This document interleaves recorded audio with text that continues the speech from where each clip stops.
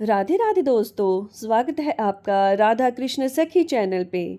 आज एक और कथा लेकर आए हैं। इस कथा को जो भी सुनेगा 84 लाख जोनियों से मुक्त हो जाएगा। एक बार की बात है कि यशोदा मैया प्रभु श्री कृष्ण के उल्लाहनों से तंग आ गई और छड़ी लेकर श्री कृष्ण की ओर भागी। जब प्रभु ने अपनी मैया को क्रोध में देखा तो वह अपना बचाव करने के लिए भागने लगे। भागते भागते श्री कृष्ण एक कुम्हार के पास पहुंचे। कुम्हार अपने मिट्टी के घड़े बनाने में व्यस्त था, लेकिन जैसे ही कुम्हार ने श्री कृष्ण को देखा तो वह बहुत प्रसन्न हुआ। कुम्हार जानता था कि श्री कृष्ण साक्षात परमेश्वर है। तब प्रभु ने कुम्हार से कहा कि कुम्हार जी, आज मेरी मैया मुझ पर बहुत क्रोधित है। मैया छड़ी लेकर मेरे पीछे आ रही है, आप मुझे कहीं छुपा लो। तब कुम्हार ने श्री कृष्ण को एक बड़े से मटके के नीचे छिपा दिया।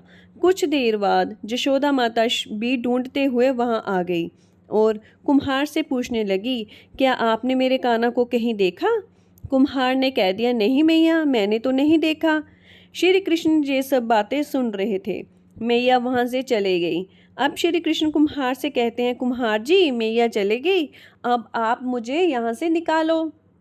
कुम्हार बोला, ऐसे नहीं प्रभु जी, पहले मुझे 84 लाख जोनियों के बंधन से मुक्त करने का वचन दो। श्री कृष्ण मुस्कुराए और बोले, ठीक है, मैं वचन देता हूँ, अब तो मुझे बाहर निकालो।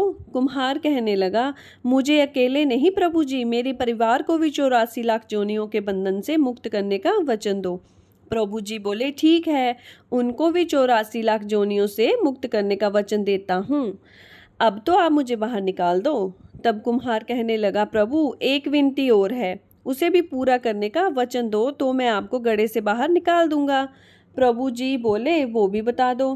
कुम्हार कहने लगा, प्रभु जी, जिस गड्ढे के नीचे आप छुपे हो उसकी मिट्टी मेरे बैलों के ऊपर लाद के लाई गई है, मेरे उन बैलों को भी 84 लाख जोनियों से मुक्त करने का वचन दो।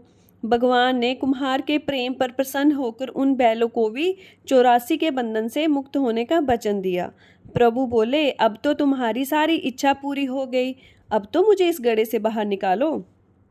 तब कुम्हार बोला, अभी नहीं भगवान, एक अंतिम इच्छा और है, उसे भी पूरा कर दीजिए। और वो ये है कि जो भी प्राणी हम दोनों के बीच के इस संवाद को सुनेगा उसे भी आप 84 लाख जोनियों से मुक्त करने का वचन दो, तो मैं आपको बाहर निकाल दूंगा। कुम्हार की प्रेम भरी बातें सुनकर श्री कृष्ण बहुत प्रसन्न हुए और कुम्हार की इस इच्छा को भी पूरा करने का वचन दिया।